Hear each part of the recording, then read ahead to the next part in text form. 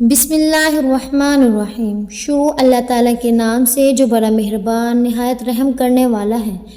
آپ کا اگر نماز پڑھنے کا دل نہیں کرتا، نماز میں دل نہیں لگتا، 3 لفظ کا وظیفہ کر لے، موت تک نماز قضا نہیں ہوگی۔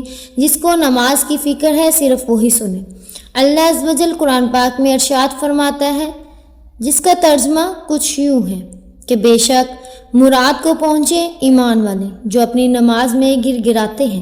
اس آیت مبارکہ کے تحت فرماتے ہیں ان کے دلوں میں خدا کا خوف ہوتا ہے اور ان کے اعضاء ساکن ہوتے ہیں۔ بعض مفسرین نے نماز کے شروع میں خشوع اور خضوع کے ساتھ یہ ہے کہ اس میں دل کا لگا ہونا اور دنیا سے توجہ ہٹی ہوئی ہو اور نظر جائے نماز سے باہر نہ جائے اور گوشہ چشم آنکھ کے کنارے سے کسی طرف نہ دیکھے اور کوئی عبث کا کام نہ کرے اور کوئی کپڑا شانوں پر نہ لٹکائے، اس طرح کہ ان کے دونوں کنارے لٹکتے ہوئے اور آپس میں ملے نہ ہوں اور انگلیاں نہ چٹکائے اور اس قسم کی حرکات سے باز رہے۔ بعض نے فرمایا کہ خشوع یہ ہے کہ آسمان کی طرف نظر نہ اٹھائے۔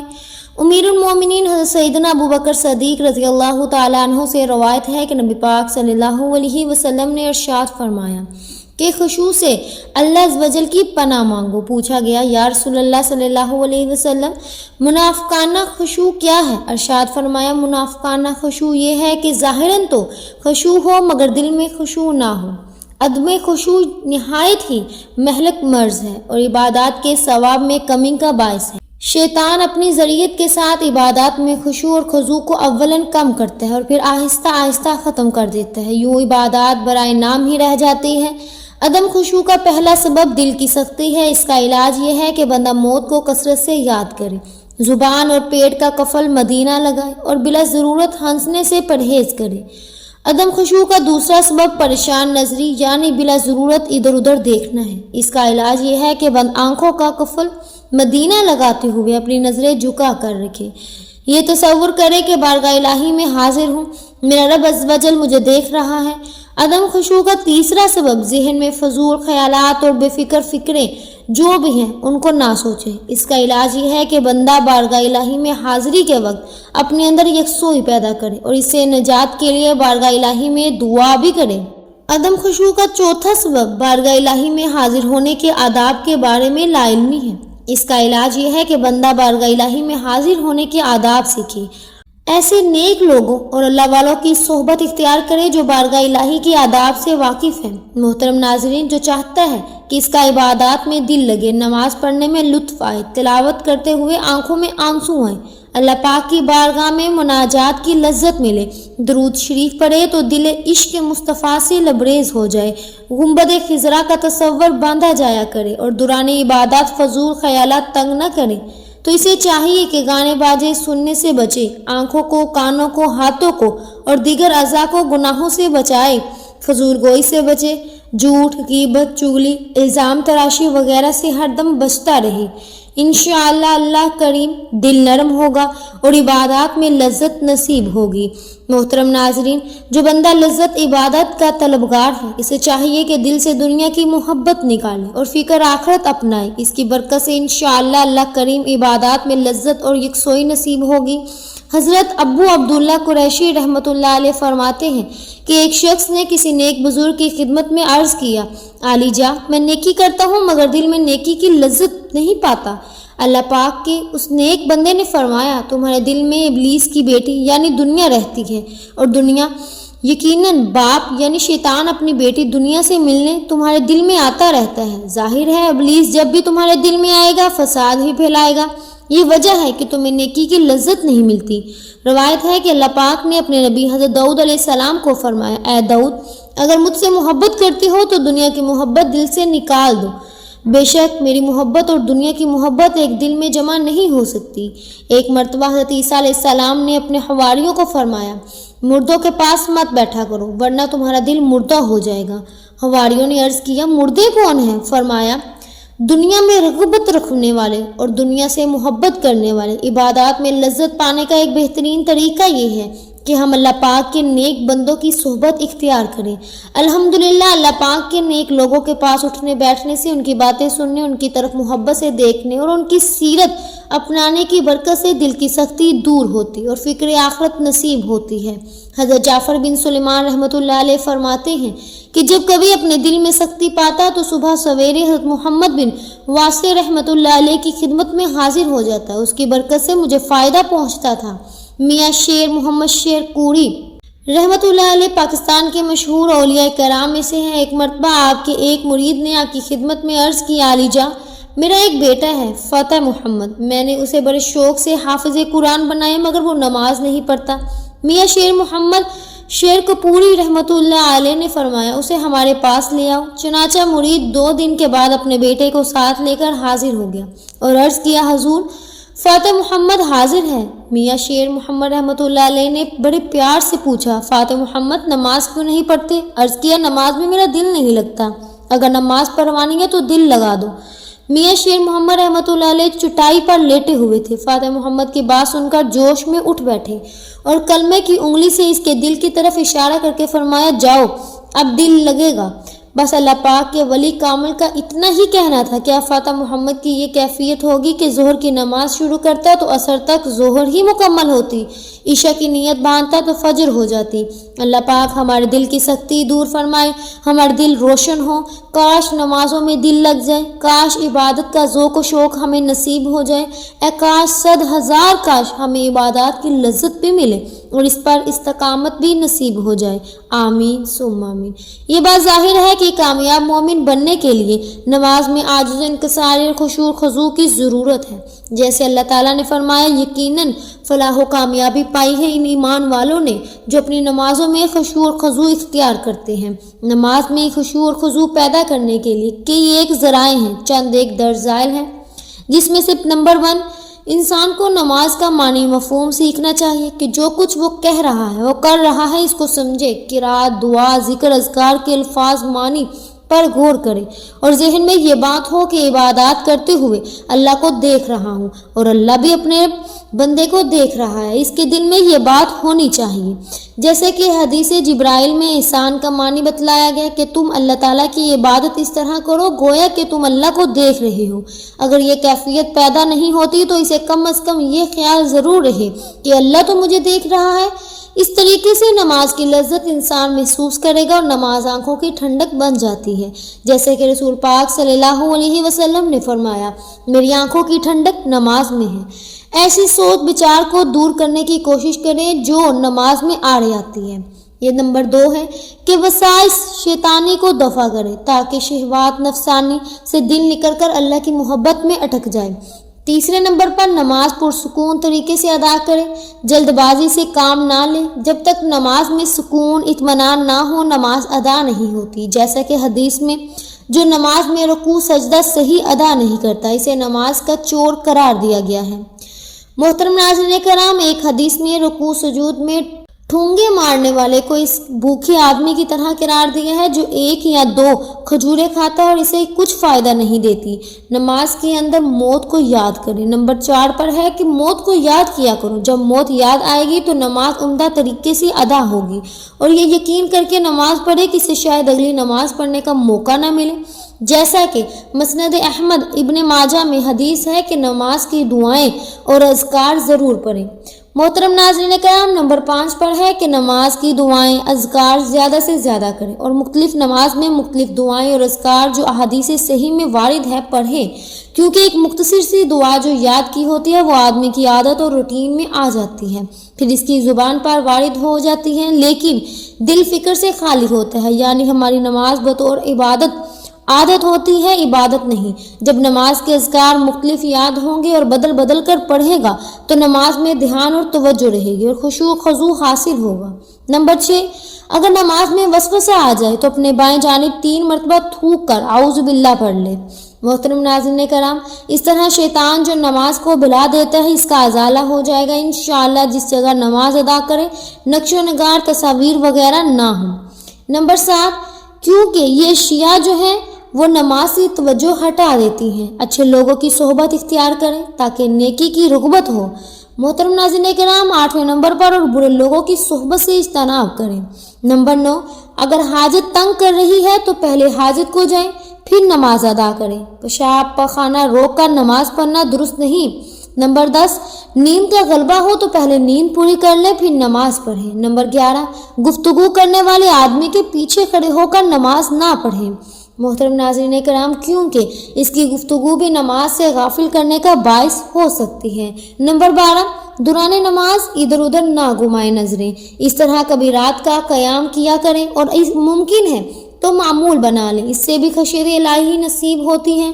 अगर मज़कूरा बिला आमूर पर तवज्जो दी जाए तो अल्लाह ताला के फजल करम से नमाज में खुशू खुजू नसीब हो जाता है। अल्लाह ताला हमें ऐसे नमाजी बनाए कि हम इसकी बंदगी सही तरीक़ों पर कर सके और शैतानी वसवसों से दूर हो जाए, और अल्लाह पाक हमें अपने हिफ्ज़ो अमान में रखे। आमीन। मोहतरम नाज़रीन कराम, नमाज के वक्त अल्लाह ताला नमाजी ही की तरफ मुतवज्जो होता है। अल्लाह ताला इंसान को सजदा करते वक्त ही सबसे ज़्यादा पसंद करता है। जब इंसान नमाज के लिए तैयार होता है तो जन्नत के दरवाजे खोल दिए जाते हैं और नमाज की जानिब जितने कदम बढ़ाता है इसके इतने ही गुनाह माफ़ कर दिए जाते हैं और सवाब इसके हक़ में लिख दिया जाता है। जंग में हो, कोई दुश्मन तलवार के साए में या फिर दुश्मन के डर से अपनी जान बचाकर भाग रहा हो, इस वक्त भी नमाज को क़ज़ा की सूरत में अदा करना लाजिम और फ़र्ज़ है। ये इस्लाम का फरमान है और नमाज बेशक नमाज अदा करने वालों का ज़ामिन है। अल्लाह अज़्ज़ व जल कुरान मजीद में इरशाद फरमाता है कि ये किताब परहेज़गारों को हदायत है जो गैब पर ईमान लाए और नमाज कायम रखते और हमने दिया इसमें से हमारी राह में खर्च करते हैं। मोहतरम नाज़रीन कराम, इसी तरह सूरत बकरा की आयत नंबर 3 है कि नमाज कायम करो, ज़कात अदा करो और रुकू सजूद करो, यानी मुसलमानों के साथ कि रुकू हमारी शरीयत में है तो फिर बाजमात से नमाज अदा करो।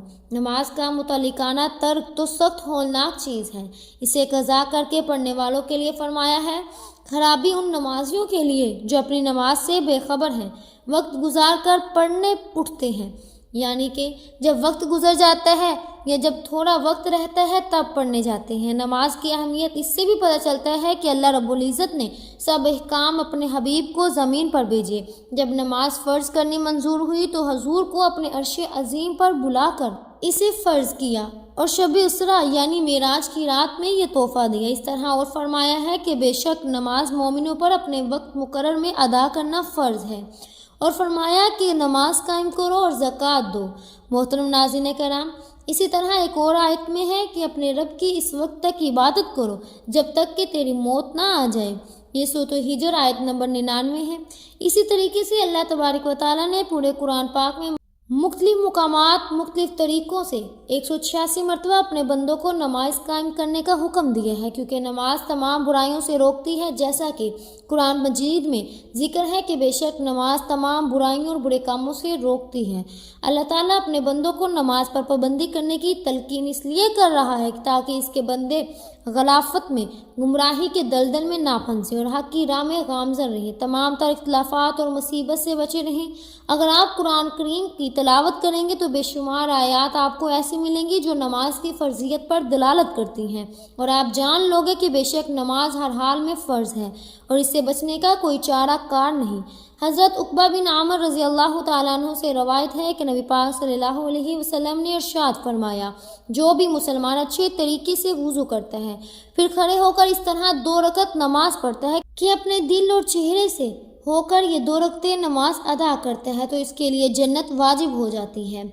हज़रत अब्दुल्ला बिन उमर रज़ी अल्लाह तआला अन्हु से रवायत है कि हुज़ूर पुरनूर सल्लल्लाहु अलैहि वसल्लम ने इरशाद फरमाया, जिसने नमाज पर मुदावमत की यानी कि क़यामत के दिन वो नमाज इसके लिए नूर, बरहान और नजात होगी, और जिसने नमाज की मुहाफ़ज़त ना की तो इसके लिए नमाज ना नूर होगी, ना बरहान, ना नजात, और वो क़यामत के दिन कारून, फ़िरौन, हामान और रबी बिन खल्फ़ के साथ होगा। मोहतरम नाज़रीन कराम, हज़रत अबू सईद ख़दरी रज़ी अल्लाह तआला अन्हु से रवायत है कि नबी पाक सल्लल्लाहु अलैहि वसल्लम ने इरशाद फरमाया, जिसने जानबूझकर नमाज छोड़ी तो जहन्नम के उस दरवाज़े पर उसका नाम लिख दिया जाता है जिससे वो दाखिल होगा।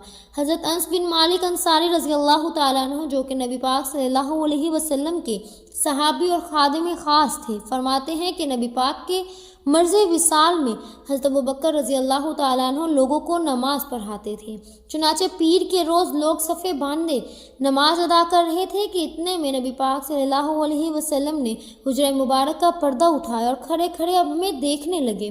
اسی وقت آپ صلی اللہ علیہ وسلم کا چہرہ انور قرآن کے اوراق کی طرح معلوم ہوتا تھا۔ جماعت کو دیکھ کر آپ صلی اللہ علیہ وسلم مسکرائے۔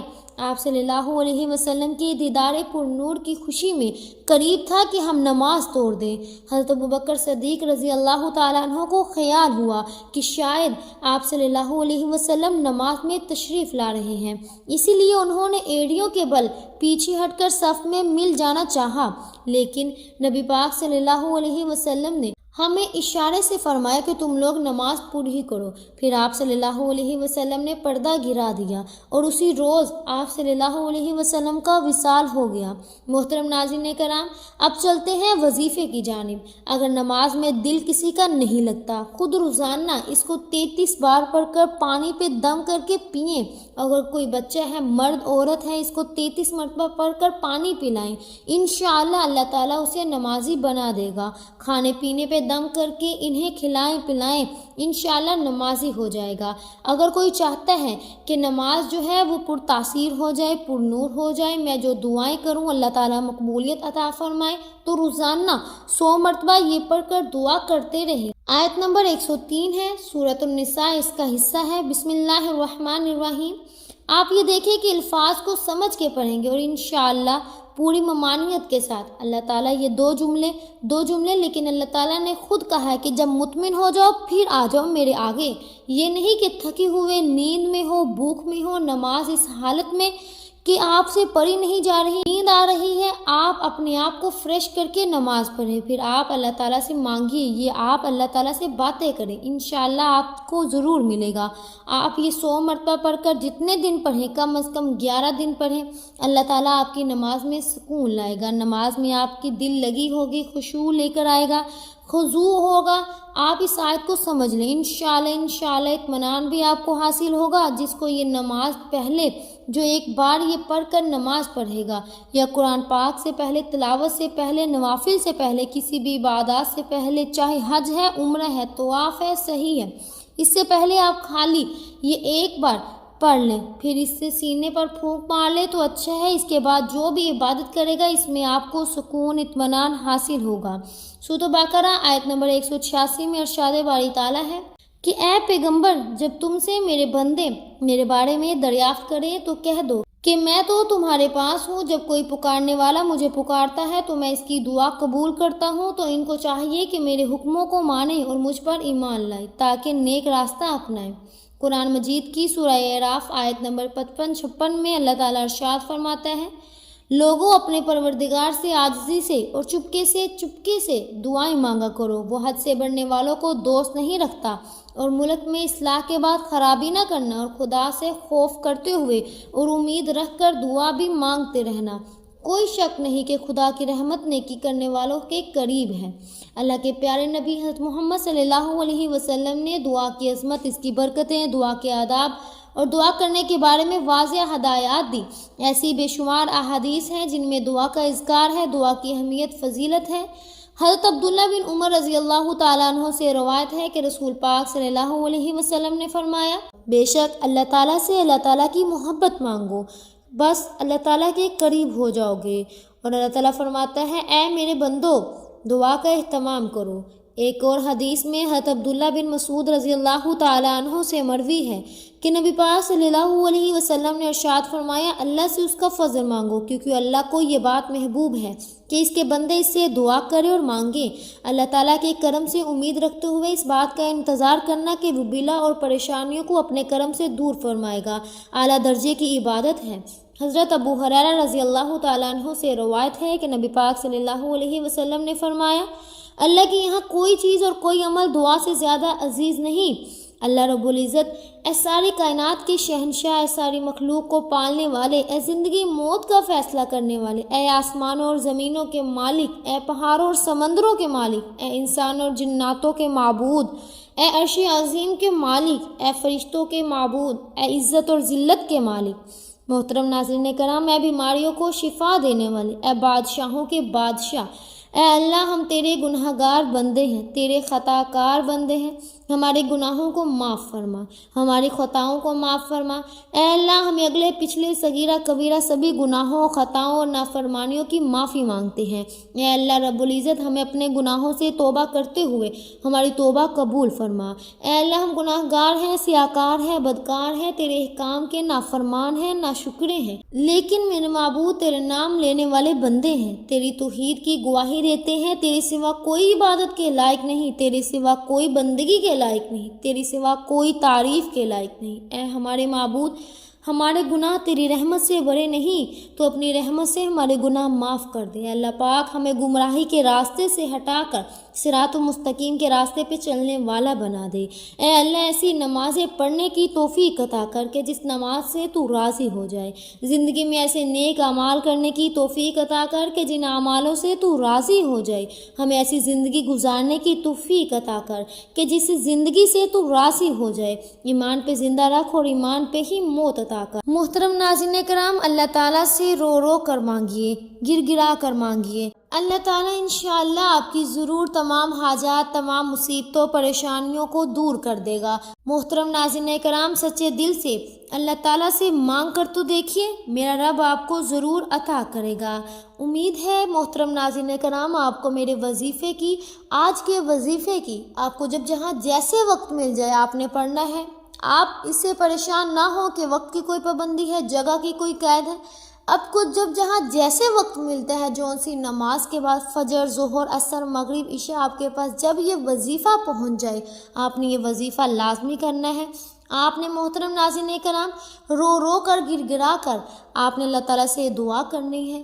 محترم ناظرین کرام، آپ نے صرف اور صرف 21 بار سورہ کوثر کا وظیفہ کرنا ہے۔ سورہ کوثر قرآن پاک کی سب سے چھوٹی سورت ہے، لیکن اس کے فضائل، برکات بہت زیادہ ہے، بہت زیادہ ہے۔ یہ ہر انسان کو زبانی بھی آتی ہے۔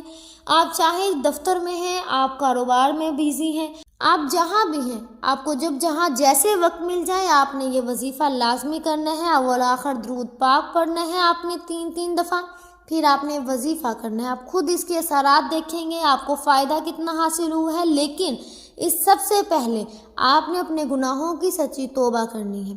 آپ نے جب مصلی پر بیٹھ جانا ہے، آپ نماز سے فارغ ہو کر آپ نے جب یہ وظیفے کا آغاز کرنا ہے، آپ نے دل میں نیت کر لے، جو بھی آپ کی پریشانی ہے، جو بھی تکالیف ہے، اللہ تعالیٰ اپنے فضل و کرم سے آپ کی تمام حاجات کو پورا کر دے گا۔ آپ نے یقین رکھنا ہے، ہمارا جتنا یقین کامل ہوگا اتنی ہی ہماری دعائیں قبول اور منظور ہوں گی۔ امید ہے کہ آپ کو ہماری آج کی ویڈیو پسند آئی ہوگی۔ اگر آپ کو ہماری آج کی ویڈیو پسند آئی ہے تو ہمارے چینل پاکیزہ وظائف کو سبسکرائب کریں، لائک کریں اور شیئر کریں۔ ملتے ہیں اگلی ویڈیو میں، تب تک کے لیے اپنا بہت سا خیال رکھیے گا۔ اللہ حافظ۔